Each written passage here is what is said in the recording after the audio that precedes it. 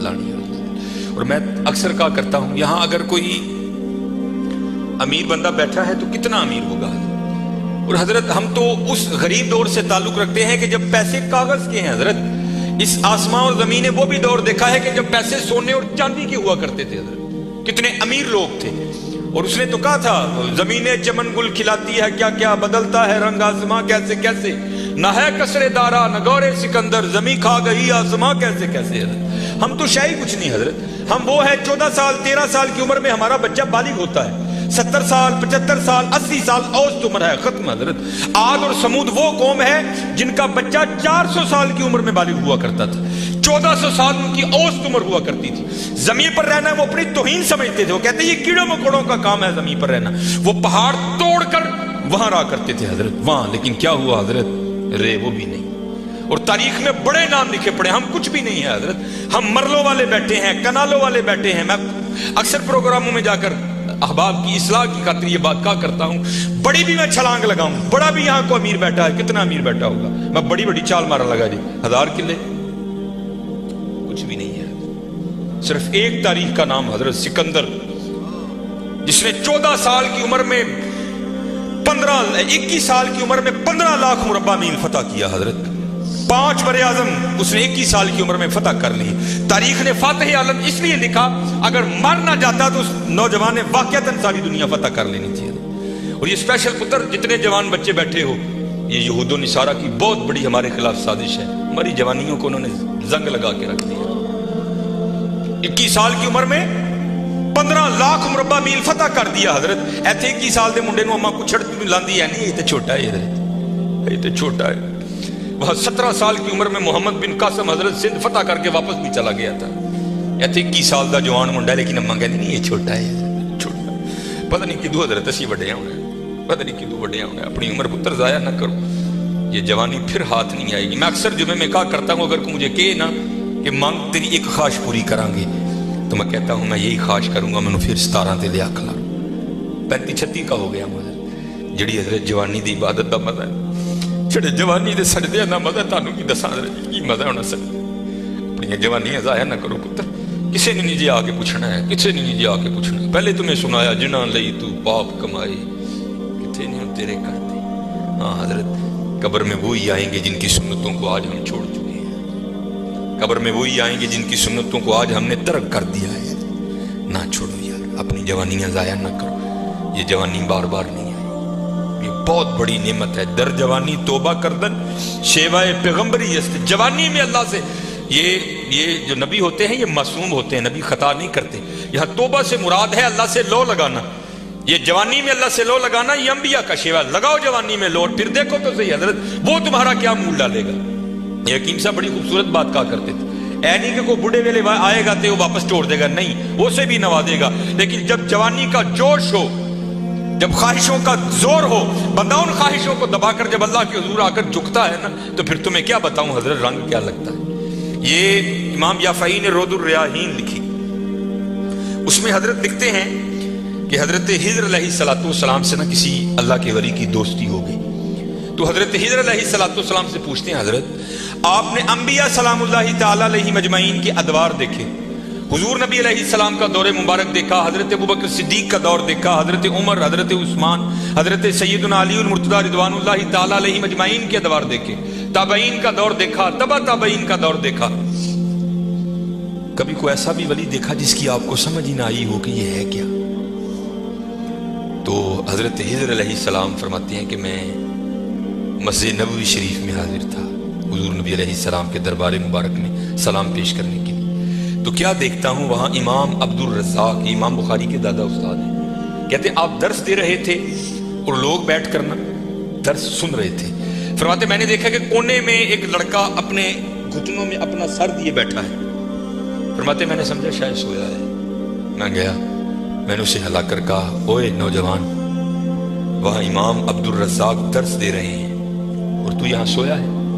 اب اللہ کا رزاق صفاتی نام ہے، تو ان کا نام تھا عبد الرزاق، تو آپ فرماتے ہیں اس نے سر تو نہیں اٹھایا، لیکن مجھے جواباً کہتا ہے وہاں وہ بیٹھے ہیں جو رزاق کے ابد سے سن رہے ہیں، جو درس دے رہے تھے ان کا نام تھا عبد الرزاق، اور کہتے ہیں یہاں وہ بیٹھا ہے جو ڈائریکٹ رزاق سے سنتا ہے. فرماتے میں نے کہا عمر تھوڑی ہے، دعویٰ بہت بڑا کیتا. تو کہتے میں نے اسے مخاطب کر کے کہا اگر تو اپنے دعوے میں سچا ہے تو بتا میں کون. تو کہتے جب اس نے سر اٹھایا تو جی چاہا کہ اس کے چہرے کی پاکیزگی پہ قربان ہو جاؤں. جنہیں رجی جوانی بے داغ رکھی ہوئے پھر لاٹاں دے وجدی ہیں نا، پھر چہرے پر عجیب ہی پاکیزگی کا جنہوں ہی سادہ زبان کہنے ہیں جتی ستی حضرت جی. پھر چہرہ تو چمکتا ہے نا، اندر دا نور چہرے تے آندا ہے حضرت. اب فرماتے وہ مجھے جواباً کہتا ہے اگر میری فراست غلط نہیں تو تم ہجر ہو. کہتے اسے پتا چل گیا کہ میں ہجر ہوں، مجھے نہیں پتا چلا یہ کیا شے بیٹھی ہے. آؤ تو صحیح حضرت. پھر دیکھو وہ کیا منہ ڈالے. حکیم صاحب فرماندے ہیں یہ تو گوڈے رہ گئے، دند نکل گئے، اکھاں کمزور ہو گئی ہیں. پھر آ ڈیرا لایا تو کی لایا، لیکن یہ نہیں کہ آئے گا تو وہ نہیں. لیکن حضرت جب ہر شاید پورے زور پر ہو تو پھر حضرت جو آئے گا پھر دیکھو تو صحیح وہ کرتا کیا ہے. وہ اقبال نے لکھا تھا نا، اقبال ایویں نہیں کہتا. اقبال کہتا ہے عالم ہے فقط مومن جاں باز کی میراث، مومن نہیں ہے جو صاحب لولاک نہیں ہے. ہاں بڑے جوان بچے بیٹھے ہو، اپنی جوانیوں کو ضائع نہ کرو. اور دوسری بات یاد رکھنا حضرت، یہ بات میری آج پلے باندھ لینا، اگر آج ہم برائی سے باز نہیں آئیں گے تو پھر یہ برائی کل ضرور ہمارے آگے آئے. حضرت بھی بیٹھے ہیں، علامہ صاحب بھی بیٹھے ہیں. یہ حدیث پاک کا مفہوم ہے کہ زنا دین ہے. یاد رکھنا پتر، زنا دین ہے، واپس آئے گا ضرور. اس کی بیٹی کے ساتھ، اس کی بیوی کے ساتھ، اس کی بہن کے، یہاں تک لکھا ہے کہ اس کی دیوار کے ساتھ زنا کیا جائے گا. زنا واپس آئے گا. دھیان رکھیو پتر، اے او ٹویا جی کڈو گے تو کل کسی نہ کسی ساڑھے نے بھی ضرور ڈگنا. دھیان کر لیں. اور مجھے میرے سیدی نے، کیونکہ میں ڈاکٹر بھی ہوں، حکیم بھی ہوں، لیکن میں پریکٹس نہیں کرتا. ایک دو سلسلے ہیں، اللہ میرے اندر سے وہ نکال دے، اس دن نصیبی حضرت بہ جاؤں گی. پھر جب میں نے یہ دونوں کورس کر لیے تب مجھے سیدی نے بات سنائی. آپ فرمانے لگے کو بزرگ تھے، ساتھ حکمت بھی کرتے تھے. مریض آتے تھے ان کے پاس.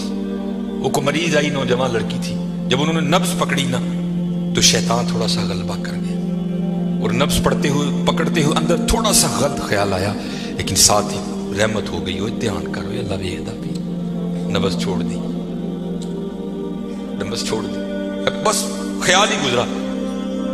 پہلا شیطان کی طرف سے آیا، دوسری اوپر سے مہربانی ہو. دھیان کر علم یا علم بھی ان اللہ یا، کیا تو نے نہ جانا کہ خدا دیکھ رہا ہے؟ ترقی کر دے. ماں باپ آتے ہیں تو چینل بدل دیتے ہو، اور ایک دفعہ کہتے ہو حضور حاضر و ناظر ہیں. وہ خیال نہیں آتا کہ حضور بیٹھے بھی دیکھ رہے ہیں کہ میں نیٹ پہ کیا دیکھ رہا ہوں. کیوں بھول جاتے ہو ہمارا اللہ بھی دیکھ رہا ہے کہ میں نیٹ پہ کیا دیکھ رہا ہوں. خیال گزرا، ساتھ ہی خیال علم یا علم بھی ان اللہ یرا ربنا انک تعلم ما نخفی وما نعلن وما یخفی علی اللہ من شیء فی الارض ولا فی السماء. کوئی چیز ہاں زمین کے اوپر ہے، ہاں نیچے ہے، کوئی چیز بھی اللہ سے نہیں چھپی. خیال آیا چھوڑ دی. لیکن جیسے میں نے کہا نا حضرت، دین ہے ضرور گھوم کر آئے گا. تب گھروں میں ٹینکیاں شینکیاں نہیں ہوتی. تب جو ماشکی جس کو ہم ذاتی زبان میں کہتے ہیں، وہی گھروں میں پانی دینے آتے تھے. گھر ان کی بیوی تھی، وہ پانی دینے کے لیے آیا. ماشکی پانی بھر کے نا جب وہ جانے لگا نا تو اس نے ہاتھ پکڑ دیا ان کی بیوی کا. انہوں نے اتنے پھڑیا، ادھر ماشکی نے کار پڑ لیا. وہ بیوی آگے سے ہاتھ چھڑا کر کہتی ہے وہ پتر کی ہو گئی. اس کو بھی خیال آیا، وہ روتا ہوا بھاگ گیا. اتنے وہ بھی بہ کے چنگا روئے تھے، اکھاں لال کیتیاں. کار مائی بھی بڑا روئی. ساری زندگی لنگ گئی ہے، بڈھے ویلے کی ہویا انہیں کی ہاتھ پڑ لیا. وہ بھی بڑا روئی ہے. حکیم ہوئی گھر آئے تھے، حکیم صاحب دی اکھاں سجی دی. ویکھیا تو گھر والی دی اکھاں سجی دی. انہیں پوچھا بھلی لوکے کی ہویا، کیوں روئی؟ انہیں کہا پہلے تسی دسو تسی کیوں روئے؟ انہیں کہا بس اج ایک دھی آئی سی مینوں دکھان لئی، دی نبض پھڑی، شیطان نے اندر گندگی پائی. لیکن نال ہی یاد آیا اللہ ویکھدا پیا میں چھڑ چھڑے. کہہ لگی بس ادھر تسی ادھر پھڑی، ادھی پھڑی ادھر کار ماشکی نے میری پھڑ. دھیان کریو پتر، دھیان کریو. اج کسی دیاں تیاں نے، کل ساڈیاں تیاں نے بھی جو اج کسی لیے چونک چ نہ کھلوئیے، اج کسی لیے نہ کھلوئیے. اج تسی کھلوو گے کل کو تاڈی نہیں کھلوئے. بڑا دھیان کریو، بڑا دھیان. اپنی جوانی بڑی پاکیزہ رکھنی ہے، بڑی پاکیزہ. اور زنا سے بچنا ہے. یہ آگے علامہ صاحب اور میں تقریباً 1.5-2 گھنٹہ بیٹھ کر یہ روتے رہے حضرت کہ سانو اہلدہ پھسایا ہے کہ اج زنا آسان اور نکاح انتہائی مشکل کر چھڑے. نکاح انتہائی مشکل کر چھڑے، انتہائی مشکل کر چھڑے، لیکن بچنے پتہ بچنے۔ زنا ایک ایسا گندا گناہ ہے، میں نے حدیث مبارکہ پڑھی کہ اگر کسی سے یہ گناہ سرزد ہو گیا نا، اس نے معافی مانگی، اللہ نے اسے معاف کر دیا، لیکن پتہ پھر بھی اس کو سزا کیا ملے گی کہ جنت میں اللہ جل شانہ زانی سے کہیں گے کبھی تو میرے سامنے نہ آنا۔ زانی کو ہمیشہ کے لیے دیدار الہی سے محروم کر دیا جائے۔ اور آج بس اللہ اپنی حفاظت میں رکھے، بچ کے رہنا ہے، اس سے بڑا بچ، اپنی جوانیوں کو پاکیزہ رکھنا ہے، اپنی جوانیوں کو پاکیزہ رکھنا ہے۔ پھر دیکھو حضرت رنگ کیا لگتے ہیں، رنگ کیا لگتے ہیں، رنگ کیا لگتے ہیں۔ یہ سکندر 21 سال کی عمر اور 5 براعظم فاتح، زندگی نے ساتھ نہیں دیا، سانپ نے اس کو ڈس لیا تھا۔ اور ارسطو نے سکندر کا ٹریٹمنٹ کیا۔ جب ارسطو نے دیکھا نا کہ سکندر کا وجود اب نیلا پڑ رہا ہے تو وہ سمجھ گیا کہ زہر اب پورے وجود میں سرایت کر چکا ہے، تو اس نے وہاں سکندر کو کہا سکندر تو بچے گا نہیں، صرف چند گھڑیوں کا تو مہمان۔ تو وہاں تاریخ لکھتی ہے کہ سکندر نے اپنے وزیر کو بلایا اور بلا کر کے، عیسائی مذہب تھا سکندر کا، وہ کہنے لگا کہ جب مجھے کفن دو گے نا تو ڈائریکٹ مجھے دفنانے کی نہ لے کر جانا، بلکہ اس طرح کرنا کہ دائیں بائیں سے میرا کفن پھاڑ کے نا میرے ہاتھ کفن سے باہر رکھنا، اور کرنا کیا، مجھے پورے شہر یونان کے چکر لگوانا۔ تو وزیر پوچھتا ہے سکندر وہ کیا، اس میں کیا راز ہے؟ تو کہتا ہے میں جاتے ہوئے ان لوگوں کو سبق دینا چاہتا ہوں، وہ اس دنیا سے جی نہ لگانا۔ دیکھو آج 15 لاکھ مربع میل فتح کرنے والا سکندر اس دنیا سے خالی جا رہا ہے۔ وہ چلیو، وہ کچھ نہیں لے کر گیا، ہم کیا لے کر جائیں گے؟ اور پھر یہاں کسی نے بڑا خوبصورت لکھا تھا، یہ وہ باغ ہے جس کے ہزاروں مالی تھے۔ دھیان رکھنا حضرت، یہ ہمیں بڑا وہم پڑ گیا ہے، مالک ہم نہیں ہیں حضرت، یہ علماء بیٹھے ہیں۔ اس نے قرآن کریم میں کب کہہ دیا کہ تم مالک ہو؟ تو قرآن کریم میں بار بار کہتا ہے وَلِلَّهِ مُلْكُ السَّمَاوَاتِ وَالْأَرْضِ، اور اللہ ہی کے لیے ہے زمین و آسمان کی بادشاہت، وَاللَّهُ عَلَى كُلِّ شَيْءٍ قَدِيرٌ۔ یہ آپ آیت الکرسی میں ہر فرض نماز کے بعد اس بات کو دہراتے ہو، اللہ لا الہ الا هو الحی القیوم لا تأخذہ سنۃ ولا نوم لہ ما فی السماوات وما فی الارض، اور اللہ ہی کے لیے ہے جو کچھ آسمانوں میں ہے اور جو کچھ زمینوں میں ہے۔ سورہ آل عمران 3 پارہ، کل محبوب آپ کہہ دیجئے اللہم مالک الملک، اے اللہ اے ملکوں کے مالک، تیال کریو پتر وہ مالک جے، اسی نہیں مال، ہم تو مالی ہیں یار۔ اور میں اکثر اپنی مثال دیا کرتا ہوں، جب میں تھوڑا بڑا ہوا نا تو میں نے کیا دیکھا، میرے گھر کے باہر جو پلیٹ لگی تھی نا اس پر لکھا تھا چودھری علم دین، پھر وہ پلیٹ بدل گئی حضرت، دادا وہ کا انتقال ہو گیا، پھر نئی پلیٹ کیا لگی، حاجی محمد بوٹا۔ پتہ نہیں حضرت یہ پلیٹ کب تک رہتی، جگہ وہاں رہی حضرت، لیکن کیا ہوا حضرت، مالیوں کے نام بدلتے رہے حضرت۔ اسی مالی ہیں حضرت، اسی مالک نہیں حضرت، مالک وہی ہے۔ اور میں یہاں ایک روایت بھی اکثر سناتا ہوں کہ آپ کہو گے مولوی صاحب ایویں ساڈے کول ساڈیاں زمیناں کھون لگے ہو، ان کو قرآن و حدیث سے بھی تو دلیل دینا۔ حضرت موسیٰ علیہ السلام کا دور مبارک تھا اور زمین کا ایک ٹکڑا تھا، 2 بندے لڑ پڑے آپس میں، ایک مالک تھا، ایک کا دل بے ایمان ہو گیا۔ اس سے پہلے کہ دونوں دستے گرے باں ہوتے، خون بہتا، کسی کی جان جاتی، وہ 4 بڑے وڈیرے وچ رلے، انہوں نے بہ کے کیا گل سنو، اللہ کے نبی حضرت موسیٰ علیہ السلام موجود ہیں، یوں ایک دوسرے کا گریباں پکڑتے ہو، چلو چل کے ان سے فیصلہ کرواتے ہیں۔ سارے لوگ حضرت موسیٰ علیہ السلام کے پاس حاضر ہوئے، عرض کی حضور زمین کا ٹکڑا ہے، یہ دعویٰ کرتا ہے زید کہ میرا ہے، بکر کہتا ہے میرا ہے، آپ اللہ کے نبی ہیں، آپ فیصلہ فرمائیں کس کا ہے۔ کچھ ایسے ہوتے ہیں نا جن کو ادب آداب کی آگاہی نہیں ہوتی کوئی بھی، وہاں بھی ایک ایسا بیٹھا تھا۔ حضرت موسیٰ علیہ السلام سے عرض کرتا ہے حضرت اینج کرو، کلا کلا کر کے نا ان سائڈ تے لے جاؤ، دونوں کی بات سنو، حقیقت حال آپ پر واضح ہو جائے گی۔ حضرت موسیٰ علیہ السلام جلال میں آ گئے، آپ نے فرمایا میں اللہ کا نبی ہوں، مجھے اس بات کی ضرورت نہیں کہ میں کلا کلا کر کے ان کی بات سنوں، مجھے اللہ نے یہ طاقت دے رکھی ہے، میں زمین کے ٹکڑے سے پوچھ لوں گا بتا تو دونوں میں سے کس کا ہے۔ آپ نے سب کو اکٹھا کیا اور لے کر چلے گئے، زمین کے اس ٹکڑے پر کھڑے ہوئے، فرمایا یہ زید دعویٰ کرتا ہے تو میرا ہے، بکر دعویٰ کرتا ہے تو میرا ہے، اللہ کے نبی حضرت موسیٰ تجھ سے پوچھتے ہیں بتا تو کس کا ہے۔ تو تفسیر میں لکھا ہے کہ وہ زمین کا ٹکڑا بول اٹھا، پہلے حضرت موسیٰ علیہ السلام کو سلام عرض کی، اور سلام عرض کر کے عرض کرتا ہے حضرت یہ دونوں جھوٹے ہیں، نہ میں اس کا ہوں نہ میں اس کا ہوں، ان کو کوئی تیاری کریں، یہ دونوں میرے ہیں۔ ہسی حضرت کیڑے وہم چ پے دے تے حقیقت کیا ہے۔ یہ وہ باغ ہے جس کے ہزاروں مالی تھے، سکندر جب اس دنیا سے گیا دونوں ہاتھ خالی تھے۔ ہاں حضرت دھیان کریو، خالی آئے ہیں اور خالی ہی یہاں سے جائیں گے۔ ہاں جائے گا کیا؟ اچھے اور برے اعمال ساتھ جائیں گے حضرت۔ ہن تہاڈی مرضی ہے حضرت، جدا مرضی ٹیر لا لو حضرت، لیکن حضرت جی چنگا ہی ٹیر لائیو، مندہ نہ لائیو۔